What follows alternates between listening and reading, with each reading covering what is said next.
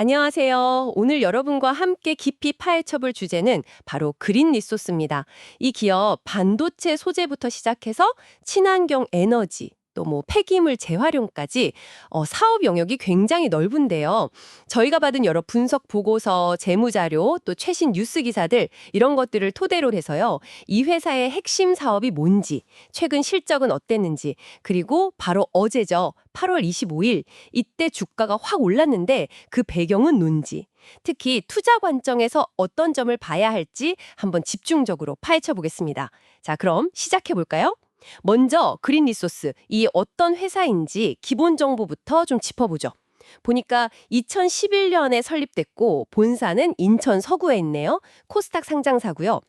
원래 주력 사업은 반도체나 디스플레이 공정 설비에 들어가는 특수 코팅 기술 이쪽이었군요. 소재 토탈 솔루션을 추구한다. 이런 얘기도 했고 청라에 신공장도 짓고 있다고 하고요. 네, 맞습니다. 그 핵심 기술이라고 하면 반도체 웨이퍼 깎아낼 때 쓰는 건식 식각 공정이 있잖아요. 거기서 이제 장비 부품을 보호하는 초고밀도 보호 코팅. 이게 아주 중요합니다. 뭐랄까, 강력한 보호막 같은 거죠. 부식성 가스에서 비싼 장비를 지켜주는 역할. 이게 예전에는 일본 기업들이 거의 독점했던 그런 기술입니다. 그 외에도 디스플레이 공정용 코팅도 하고 또 좀 더 나아가서는 차세대 기술인데요. 2세대 고온 초전도 선재라고 이거를 대량 생산하는 데 필요한 IBAD 증착 장비 이것도 개발하고 있고요. 여기에 또 바이오 중유나 우든 펠릿 같은 친환경 에너지원 공급 사업까지 발을 넓힌 상태입니다. 그러니까 원래 잘하던 반도체 코팅 기술 이거 하나만 계속 파는 게 아니고 이걸 기반으로 해서 여기저기 사업을 막 확장하는 그런 모습이네요. 아시아 에너지랑 손잡고 바이오 중요 사업 키우고 또 그린 블랙테크 지분 사서 폐타이어 재활용도 하고 심지어 CAK라는 세라믹 부품 회사 지분은 70%나 인수하고 초전도 선제 장비는 또 해외 기업이랑 계약까지 맺었다고요. 와, 정말 광폭행보인데요. 그렇죠. 여기서 근데 주목할 점이 있어요. 이게 단순히 그냥 사업 가지수만 늘리는 게 아니고요. 이 신사업들이 요즘 되게 중요하게 생각하는 ESG 경영 있잖아요. 환경, 사회, 지배구조 이런 거나 아니면 탄소 중립 이런 큰 흐름하고 연결이 되어 있다는 겁니다. 예를 들면 앞으로 강화될 걸로 보이는 신재생에너지 공급 의무화 제도 RPS라고 하죠. 발전사들이 의무적으로 일정 비율 이상은 신재생 에너지로 공급해야 하는 제도인데 이게 그린 리소스의 바이오 중요 같은 사업에는 꽤 긍정적일 수 있겠죠. 또 정부의 K반도체 육성 정책이나 탄소 중립 정책 이런 것들도 이 회사의 반도체 소재, 폐기물 재활용 사업 성장에 도움이 될 수 있고요. 그렇군요. 핵심 기술을 쓰면서도 시대적인 요구, 트렌드에도 맞는 사업을 하려는 전략이다. 이렇게 보이네요. 근데 이렇게 여러 분야에 손을 대면 혹시 본업인 반도체 기술 경쟁력에 집중 못하고 역량이 좀 분산될 위험 이런 건 없을까요? 그거 아주 좋은 지적이십니다. 실제로 여러 신사업에 투자하면서 연구개발 자원 배분이라든지 아니면 경영진의 관심이 좀 분산될 가능성 충분히 있습니다. 이게 어쩌면 그린 리소스가 풀어야 할 숙제 중 하나겠죠. 다만 회사 입장에서는 각 사업 분야가 완전히 동떨어진 게 아니라 그 기반 기술인 진공증착 기술 이런 걸 응용하거나 아니면 친환경이라는 큰 틀 안에서 시너지를 낼 수 있다 이렇게 보는 것 같아요. 하지만 투자자 입장에서는 이 부분을 계속 좀 지켜볼 필요가 있습니다. 자, 그럼 실제 성적표는 어떤지 한번 볼까요? 실적을 보니까 2025년 들어서면서 특히 그 친환경 에너지 신사업 덕분인지 성장이 엄청납니다. 2025년 상반기 매출이 457억 원, 작년 같은 기간보다 무려 443%나 뛰었어요. 영업이익도 19억 원으로 54% 늘었고 당기순이익은 43억 원으로 227%나 증가했고요. 1분기만 봐도 매출 200억 원, 이게 391% 증가한 거고요. 순이익 29억 원, 이것도 235% 증가. 와, 작년 전체 실적이 매출 185억에 영업이익 11억, 순이익 24억이었는데 이거랑 비교하면 정말 놀라운 변화죠. 1분기 매출 중에 상당 부분 130억 원이 바이오 중유 같은 에너지 사업에서 나왔다고 하네요. 네, 상반기 실적만 딱 놓고 보면 정말 인상적입니다. 대단하죠. 그런데 여기서 잠깐, 저희가 받은 다른 분석 자료를 보면요. 분위기가 완전히 달라져요. 이 자료에서는 2025년 연간 매출이 오히려 약 57억 원으로 확 감소하고 영업이익은 마이너스 5억 원으로 적자 전환할 거다. 이렇게 예측하고 있어요. 심지어 최근 1년 동안 주가도 약 17% 하락했다. 이렇게 분석하고 있고요. 네. 아니, 같은 회사를 두고 전망이 이렇게 극과 극으로 갈릴 수가 있나요? 사반기에는 443% 성장했는데 연간으로는 적자 전환이라뇨. 이게 어떻게 된 일이죠? 바로 그 점이 이 기업을 분석할 때 가장 주의 깊게 봐야 할 대목입니다. 왜 이렇게 상반된 분석이 나올까? 각 분석은 어떤 가정을 깔고 있는 걸까? 이걸 따져봐야 하거든요. 예를 들어서 상반기 실적 좋게 본 자료는 신사업 효과가 쭉 갈 거다. 이런 기대가 큰 반면에 좀 부정적으로 본 자료는 아니다. 이 성장은 일시적이다. 또는 다른 요인, 기존 사업 부진이나 비용 증가 때문에 상쇄될 거다. 이렇게 볼 수도 있겠죠. 재무 상태 지표도 마찬가지예요. 한 자료는 2025년 3월 말 기준으로 부채 비율을 102.7%, 꽤 높게 보는데요. 다른 자료는 42.72%로 양호하다. 이렇게 평가합니다. 총자산 1,308억, 자본 645억, 부채 663억, 당좌 비율 70.94%, 현금성 자산 56억, 이런 구체적인 수치도 나와 있긴 한데 이렇게 핵심 지표에 대한 평가 자체가 엇갈린다는 사실, 이게 투자자에게는 굉장히 중요한 정보입니다. 와, 이거 데이터 자체를 믿기가 좀 어려워지는 상황인데요. 게다가 2025년 6월에는 또 사업 확장을 위해서 200억 원 규모의 자금 조달도 했다면서요. 전환사채 10이랑 신주 인수권부 사채 BW 발행으로요. 네, 맞습니다. 그 전환사채 CB는 나중에 주식으로 바꿀 수 있는 권리가 붙은 채권이고 신주 인수권부 사채 BW는 채권이랑 별도로 신주를 살 수 있는 권리가 붙은 채권이죠. 둘 다 자금 도달에는 유용한 방법이지만 일단 부채가 늘어나고 나중에 이게 주식으로 전환되거나 신주가 발행되면 전체 주식수가 늘어나서 주당 가치가 좀 희석될 수 있다는 부담이 있습니다. 신공장 건설같이 이제 투자 자금이 많이 필요한 상황에서 이런 자금 조달이 불가피했을 수도 있겠지만 재무 부담 증가 가능성, 그리고 향후에 주식 물량이 늘어날 수 있다는 점, 이건 분명히 고려해야 할 위험 요인입니다. 알겠습니다. 그럼에도 불구하고 그린 리소스의 확실한 강점은 역시 그 초고밀도 특수 코팅 기술, 이거인 것 같아요.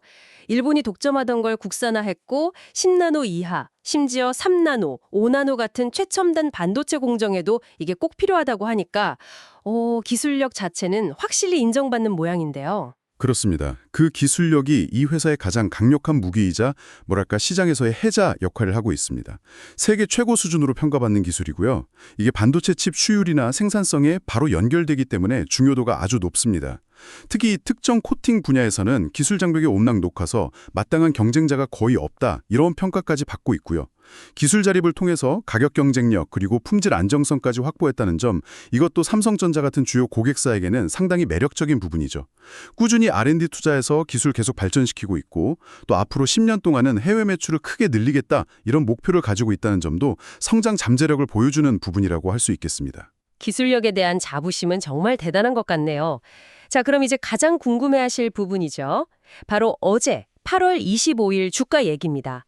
그린 리소스 주가가 어제 하루에만 7.36% 급등해서 1,800원에 마감했습니다. 장중에는 12,020원까지 치솟으면서 52주 신고가를 새로 썼어요. 와, 거래량도 183만 주 이상 터졌고 거래 대금도 거의 200억 원 가까이 됐고요. 1년 전 최저가가 5,250원이었으니까 이거랑 비교하면 2배 이상 오른 셈인데 어제 왜 이렇게 주가가 뜨거웠던 걸까요? 네, 어제 주가 급등 배경에는 여러 가지 요인이 좀 복합적으로 작용한 걸로 보입니다. 우선 아까 말씀드린 상반기 실적 호조 소식, 이게 계속해서 투자 심리에 긍정적인 영향을 주고 있는 것 같아요. 그 433% 매출 성장이라는 숫자가 주는 기대감이 여전한 거죠. 둘째로는 삼성전자 같은 국내 주요 반도체 고객사들의 설비 투자가 늘어나면서 그린 리소스의 코팅 부품 납품이 증가할 거다, 이런 기대감입니다. 마침 또 반도체 장비 관련주들이 전반적으로 좋은 흐름을 보이기도 했고요. 다른 요인들도 있었나요? 네, 세 번째로는 간밤에 있었던 그 글로벌 AI 반도체 선두주자죠. 엔비디아. 이 회사의 실적 발표를 앞두고 반도체 시장 전반에 대한 기대감이 커진 것도 영향을 좀 미쳤을 수 있습니다. 그리고 네 번째로 8월 초에 발표했던 100% 무상증자 이슈. 이것도 빼놓을 수 없습니다.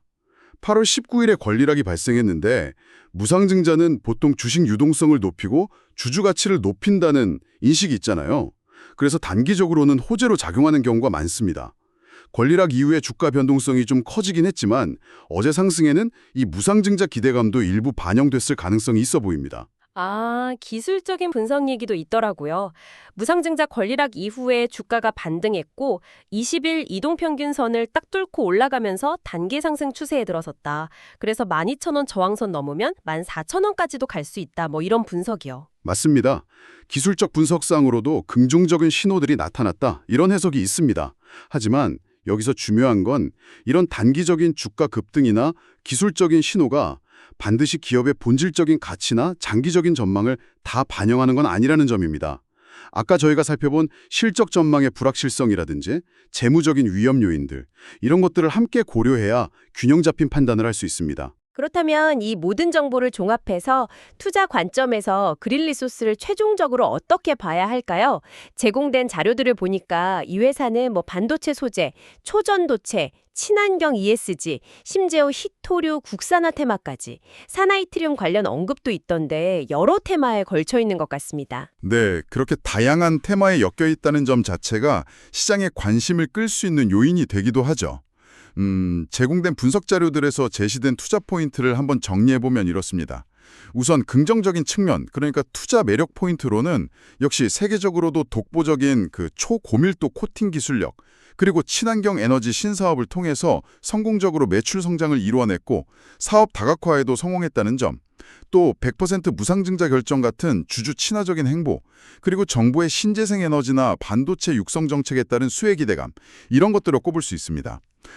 그리고 최대 주주인 이종수 씨 외 3인의 지분율이 50.37%로 안정적인 지배구조를 갖춘 점도 언급되었고요. 반대로 그런 위험 요인, 그러니까 투자할 때 반드시 좀 유의해야 할 점들은 뭘까요? 위험 요인도 명확하게 나와 있습니다. 첫째는 밸류에이션 부담입니다. PER, 즉 주가 수익 비율이 좀 높다 이런 지적인데요. PER은 기업이 버는 순이익 대비 주가가 몇 배인지를 나타내는 지표인데 높을수록 고평가 논란이 있을 수 있죠. 근데 여기서 정말 중요한 건 분석 자료마다 이 PER 수치가 하늘과 땀 차이라는 거예요.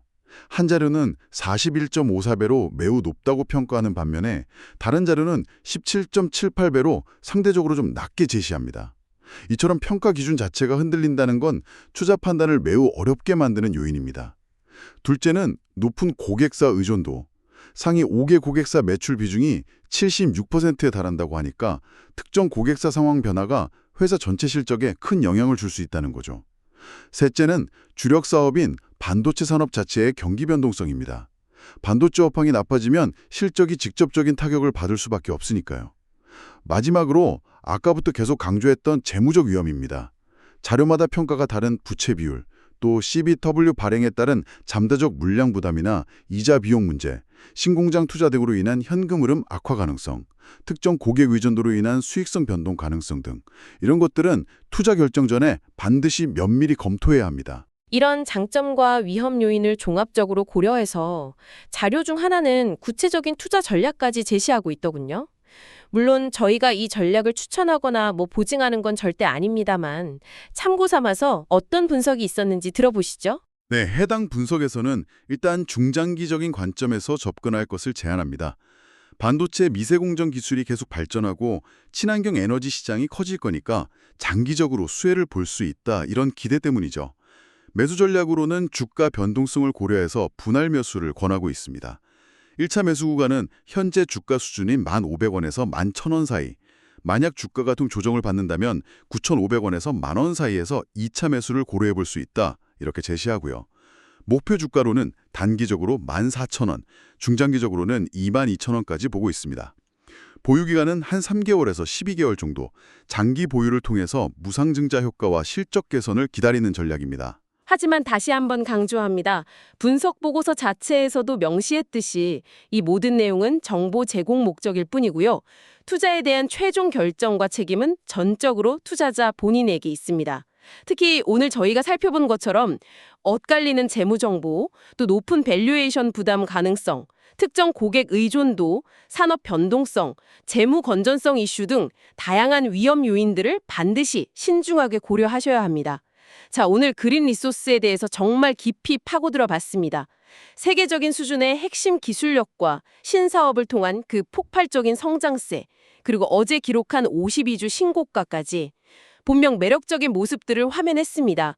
하지만 동시에 같은 회사를 두고도 이렇게 극명하게 엇갈리는 재무 분석 결과가 나오고 또 무시할 수 없는 여러 위험 요인들도 함께 존재한다는 것을 알 수 있었죠. 그렇습니다. 핵심은 이 회사가 가진 어떤 혁신적인 기술과 성장 잠재력이라는 밝은 면, 그리고 재무지표상의 불확실성 및 내재된 여러 시장 리스크라는 어두운 면, 이 둘을 얼마나 균형 있게 평가하느냐, 여기에 달려 있다고 봅니다.